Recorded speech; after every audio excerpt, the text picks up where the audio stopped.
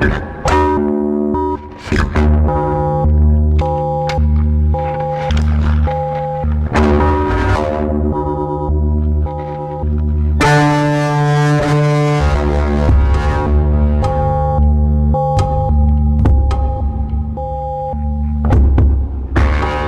Culture, une émission proposée par l'association Maison de la Culture du Havre et présentée par Isabelle Royer.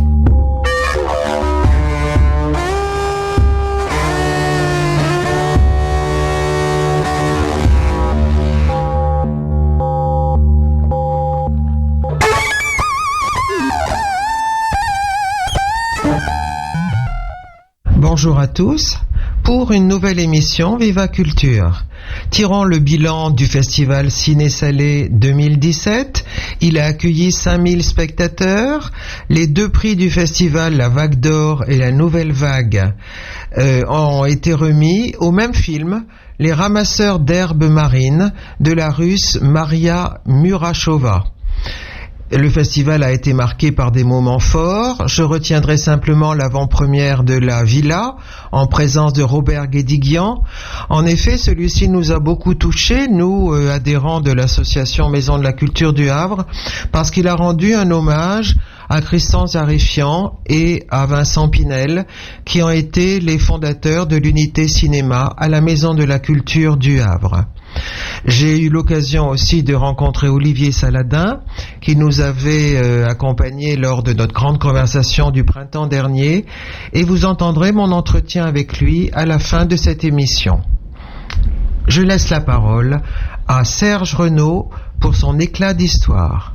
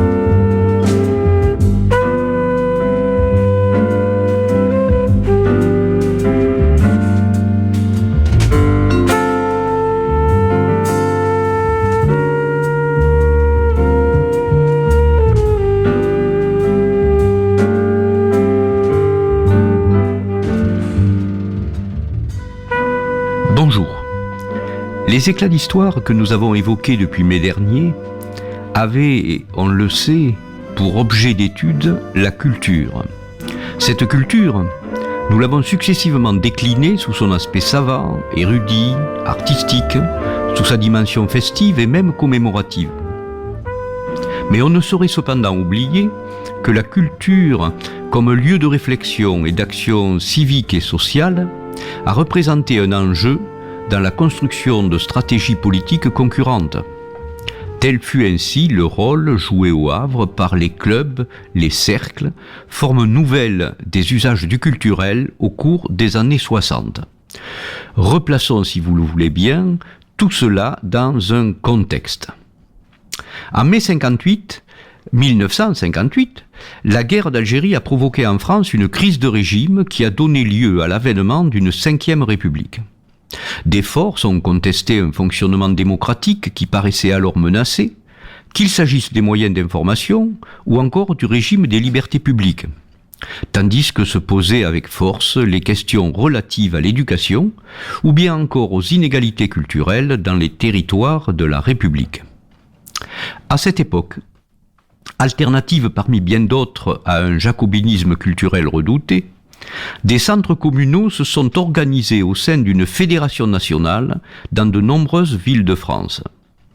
C'est ainsi qu'au Havre, à côté de mouvements d'éducation populaire et d'organismes d'action culturelle et sociale, reconstitués d'ailleurs après-guerre, 2 sociétés de pensée ont été créées. En 1961, le Club citoyen 60 et l'année suivante, le Cercle Henri Vallon. Le premier, version chrétienne des clubs Jean Moulin, a connu une réelle montée en puissance pour compter jusqu'à plus de 200 membres en 1966. La plupart de ces membres étaient issus des classes moyennes salariées. Une dizaine d'enseignants, François Janguet, Lalouette, Natanson, Lépinet, Vigarier, Damé, Armand Frémont, des ingénieurs, des cadres moyens ou supérieurs de l'industrie, du port autonome comme André Descoles ou Michel Maheu, de l'administration du plan tel le havrais Paul Cornière, fondateur du groupe Économie Humanisme et appelé au commissariat au plan par Jacques Delors. Ces militants, représentatifs des couches socio-économiques que l'on appelait alors les forces vives, étaient proches de Peuple et Culture. Ils se réclamaient de la revue Esprit, mais aussi de la République moderne du temps de Mendès France. Ils furent pour la plupart animateurs de groupes de réflexion et de proposition au sein de mouvements d'éducation populaire, d'action civique comme la Vie Nouvelle, l'Union féminine civique et sociale, des cercles de réflexion économique et sociale comme Économie et Humanisme. L'activité du club associait étroitement, d'une part, la recherche et l'action sur le terrain, ainsi les enquêtes et les travaux savants publiés dans des revues havraises, qui portaient sur la sociologie électorale, la sociologie politique, la question du logement et de l'urbanisme, les méthodes de reconstruction, l'aménagement régional. Paul Cornière, à ce sujet, coordonnait la mission Basse-Seine. Et puis d'autre part, des cycles de conférences. Parmi ces conférenciers venus au Havre entre 1961 et 1966, ont figuré par exemple des représentants de la presse nationale comme Georges Suffert, des universitaires comme Antoine Pro, Maurice Duverger, Georges Vedel, des hauts fonctionnaires du plan comme Jacques Delors. Le cercle Henri Wallon constituait cette autre structure de réflexion politique, civique et culturelle que nous évoquions au début. Il constituait en quelque sorte le pendant communiste du socialisant Citoyen 60.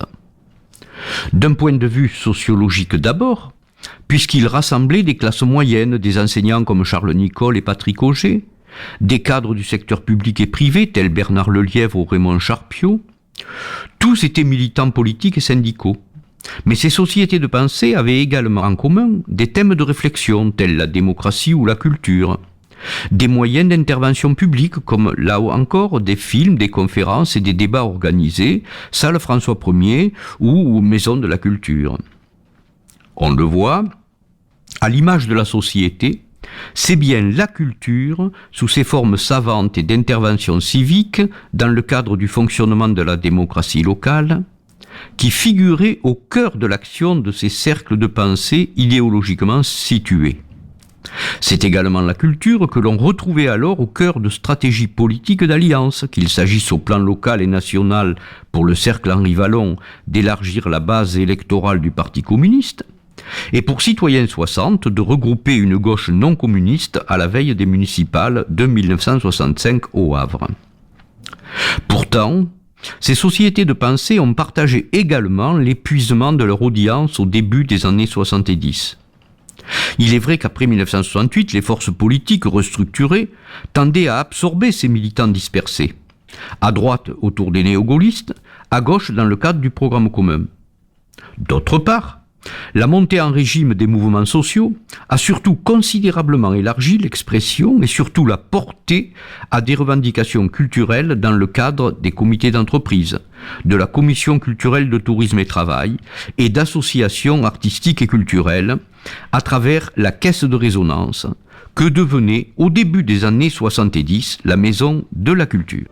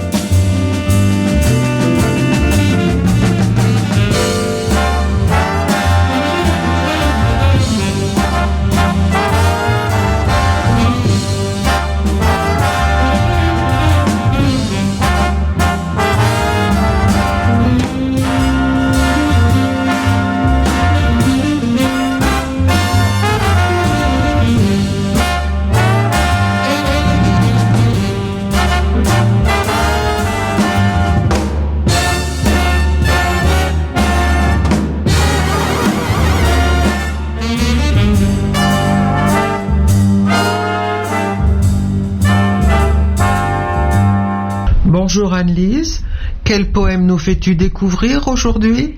Bonjour Isabelle, aujourd'hui je vais vous parler de Guillaume Apollinaire. Né à Rome le 25 août 1880, il vient s'installer en France avec sa mère et son frère à partir de 1888. Il s'essaie à l'écriture dès la 6e. Tout au long de sa vie, la poésie sera au cœur de son existence. Il participa à différentes revues et en 1908, il décide de vivre de sa plume.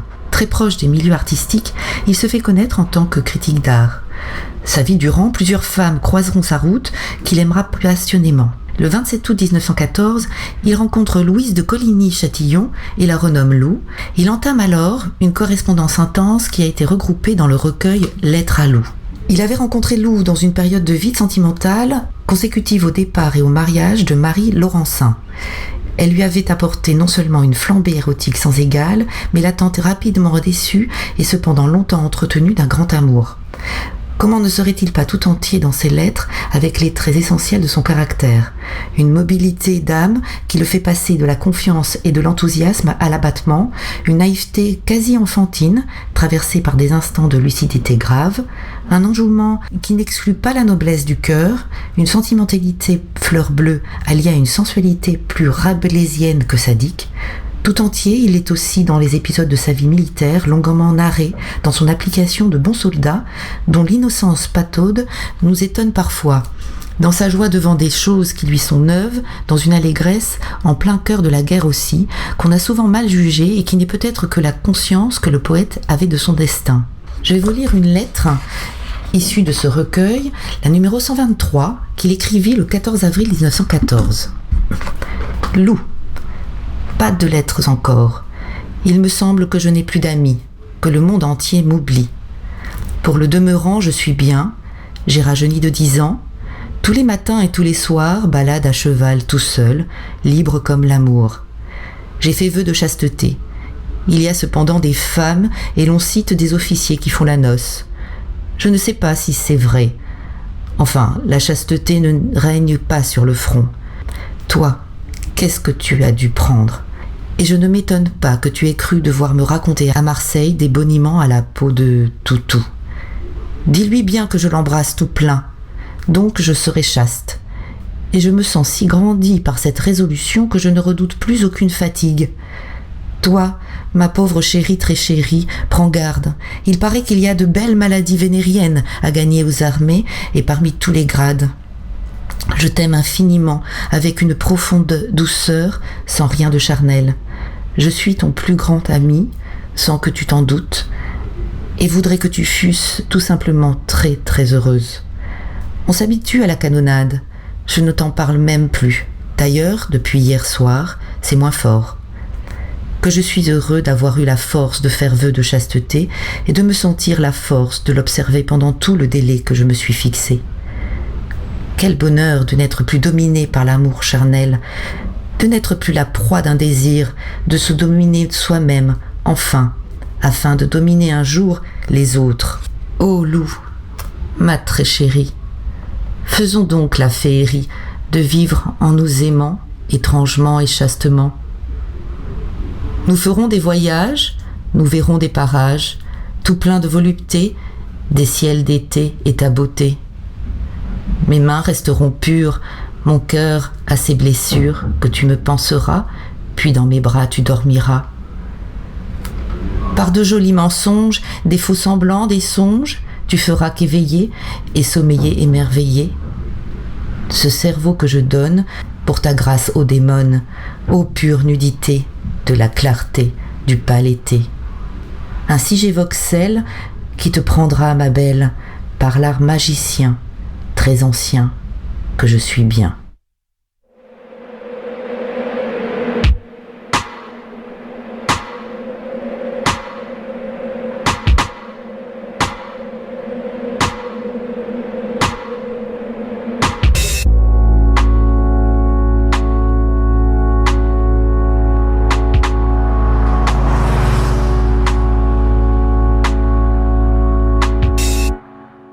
Trouble with my sight closed.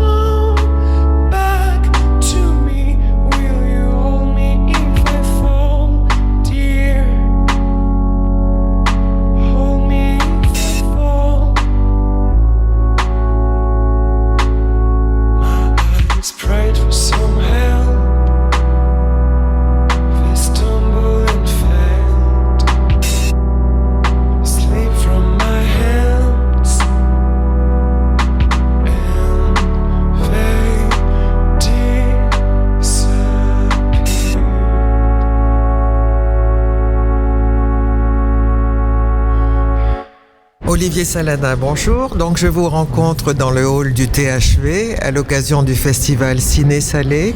Vous faites partie du jury, je crois. Oui, mais oui, avec... je suis avec on est 4 pour l'instant au jury avec Jérôme Clément qui est le président. C'est ça. Et vous êtes contente de participer à ce festival? Comment ça s'est fait?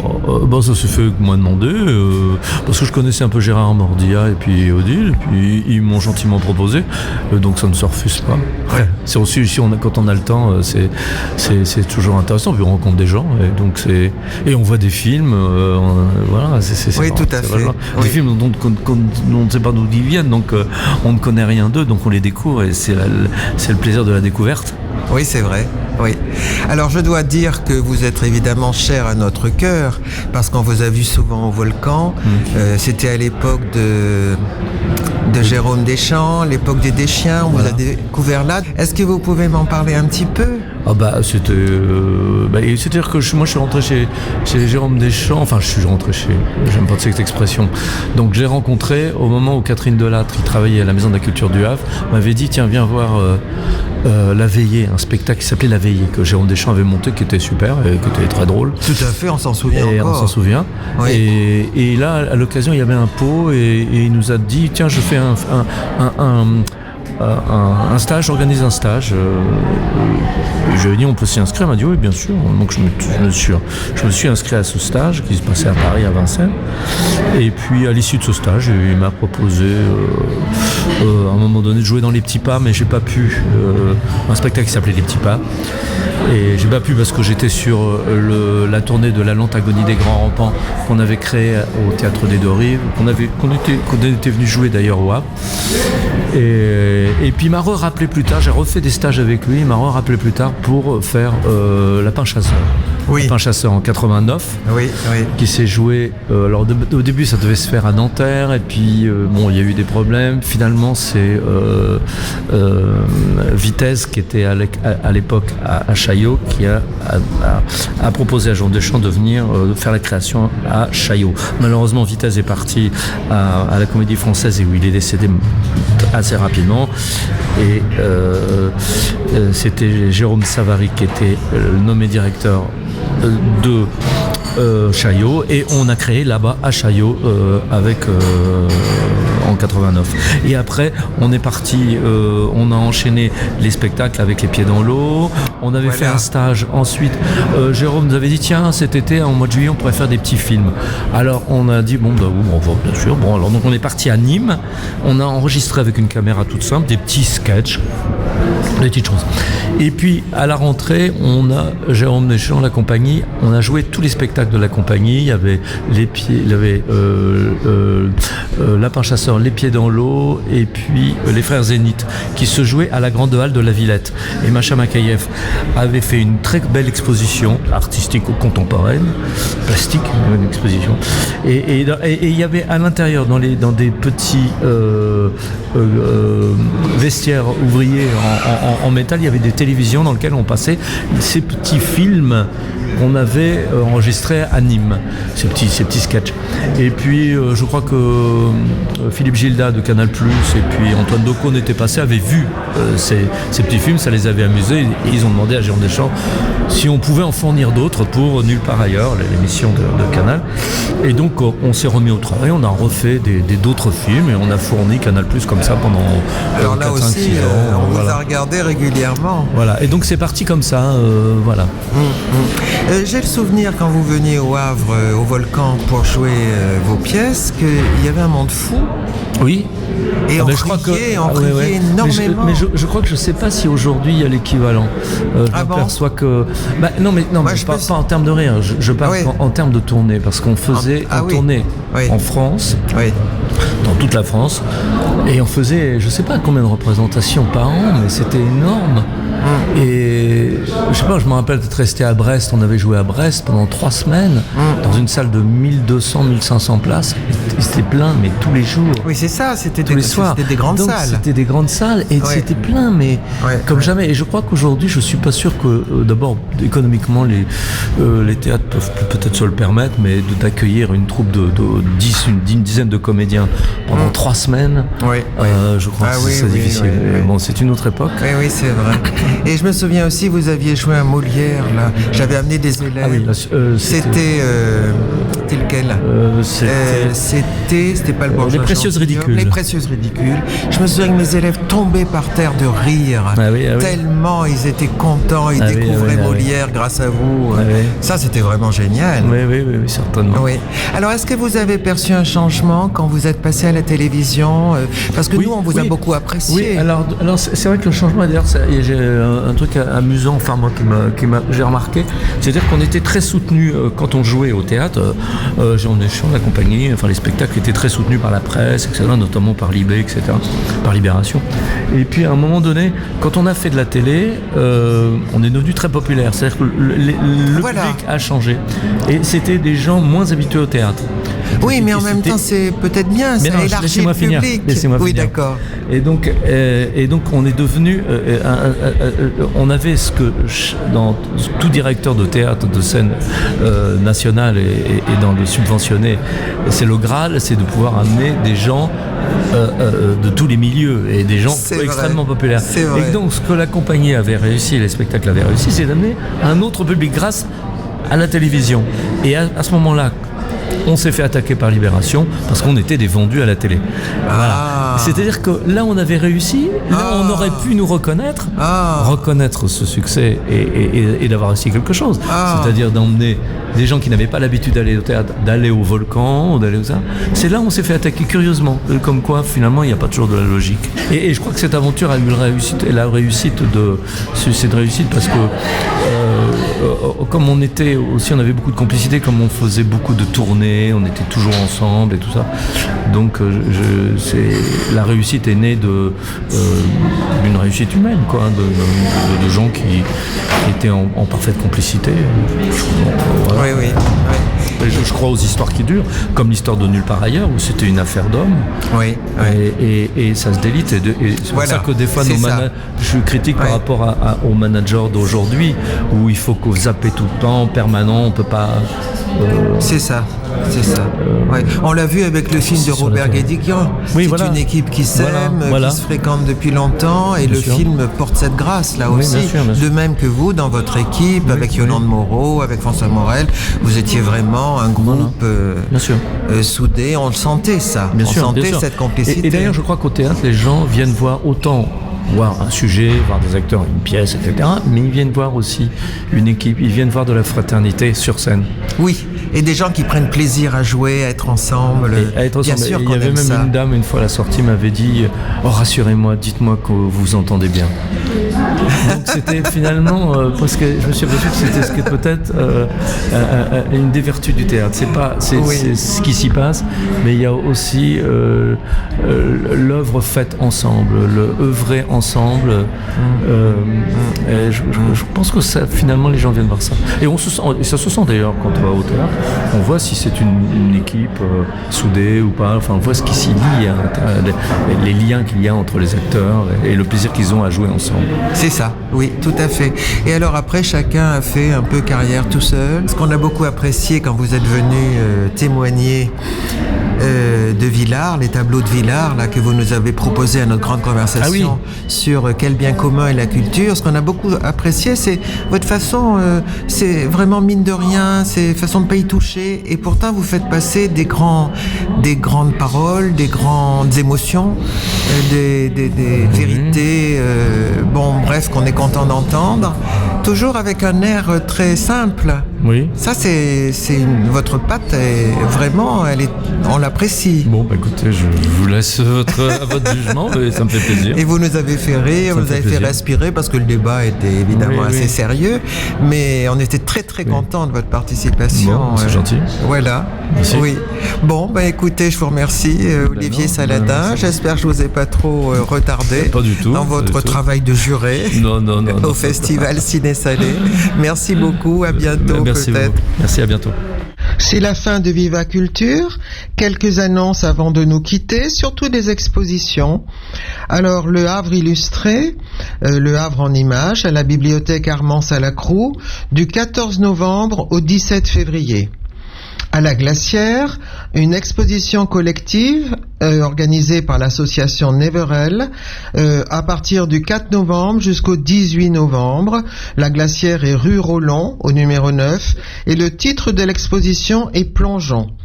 Cette association aime croiser la musique et les arts visuels et elle recrée dans les caves de la Glacière une atmosphère subaquatique. Au Muséum d'Histoire Naturelle, nous retrouvons l'exposition Le Havre-Dakar jusqu'au 31 décembre.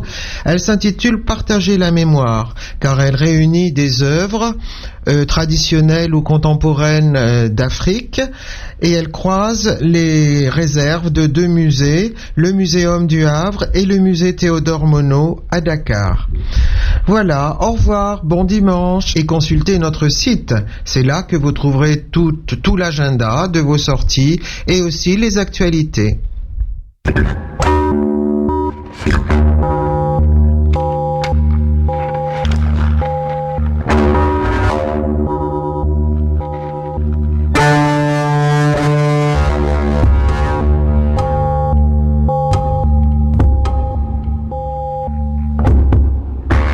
Viva Culture, une émission proposée par l'association Maison de la Culture du Havre et présentée par Isabelle Royer.